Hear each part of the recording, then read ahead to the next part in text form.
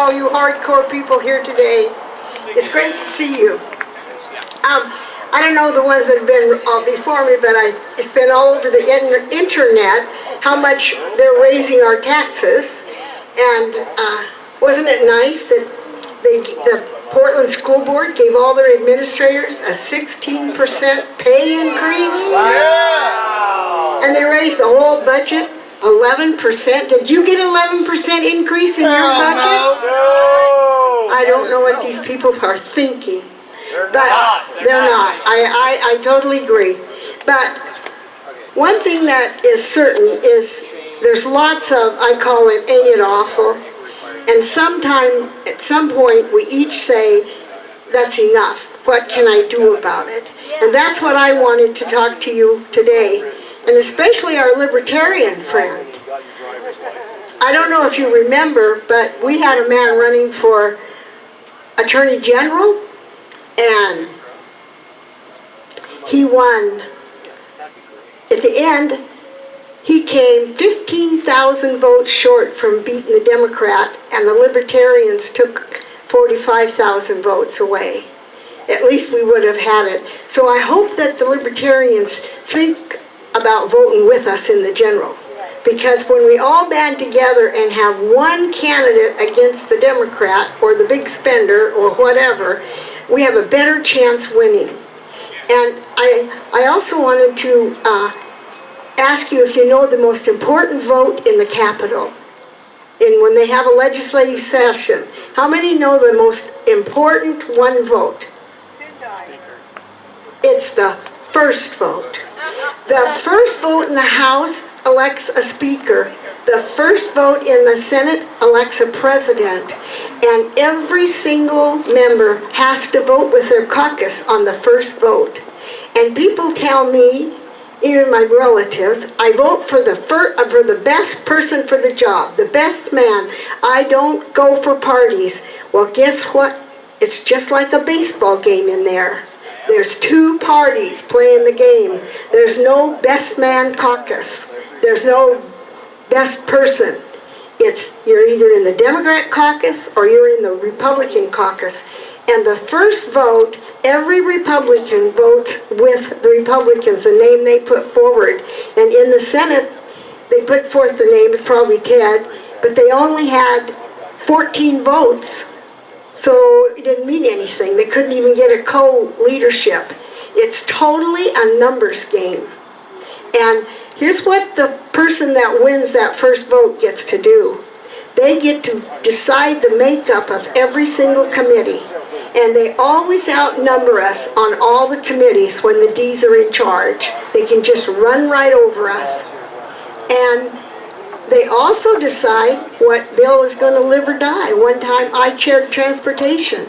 I can't remember the bill, but the Senate president came to me and said, Marilyn, what will you do if I put this in your committee?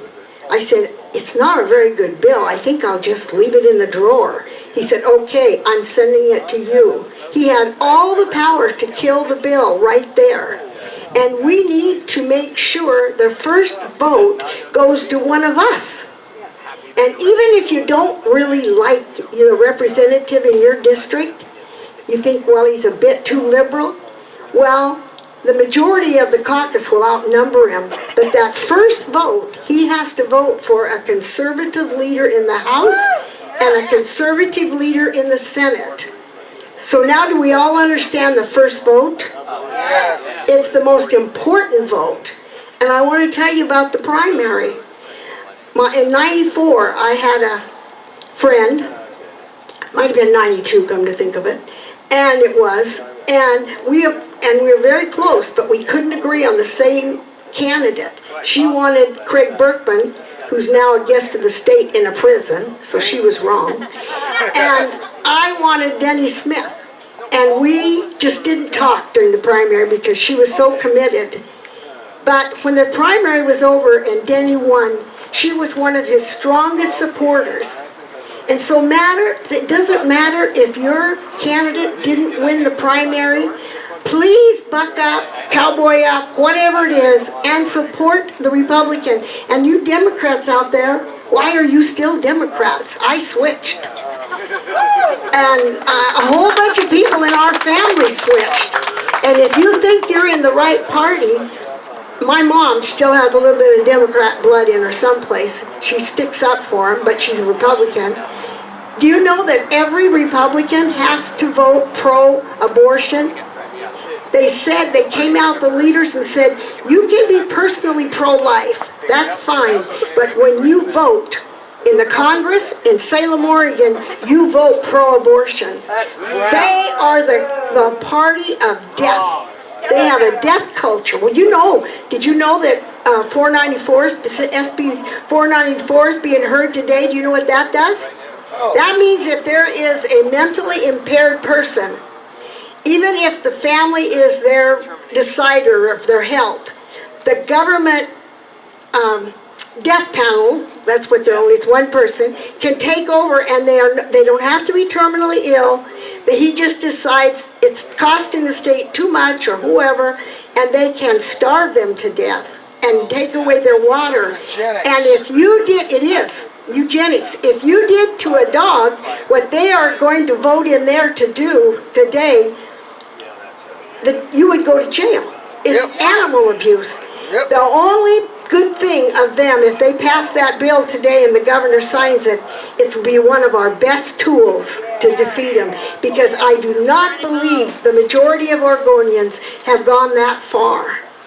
And it's 494, watch for it. See, they held a special session on it today. And so, also I wanted to tell you, I'm a chief petitioner on the bill, the initiative to stop state-funded abortions in Oregon. And we're called Oregon Life United. Do you know there is not one bill restricting abortions in Oregon? The mother doesn't have to see the baby in the womb with that machine. What is it called? Ultrasound. She doesn't have to see that. They don't have to educate her how developed her baby is. They don't have to wait 24 hours. There's no restriction in Oregon, and we're out to change that. And in the last 10 years, I think it is, they've spent $23 million killing our babies. And every year they destroy at least 3,650, and nearly 900 of those are the late terms where they have to cut off their arms and legs to get them out of the cervix that's not ripe. And it's in the process of birth, they're destroying them. And we're better than that, you guys. So the least we can do is stop the funding for it. Reagan, where are you? That's my granddaughter, Reagan, named after Reagan, President. And she has a petition. If you haven't signed it yet, I hope that you will sign it. And I will tell you a little bit about Reagan. She was named after President Reagan. And when he died, her mother, Christy, and me, and Reagan was 10 months old, and lobbyist Paulette Pyle, we all hopped on a friend and went down to and see his casket when he passed away. He's our hero too. So thank you for being here. Keep up the fight, and let's change the face of the legislature this time.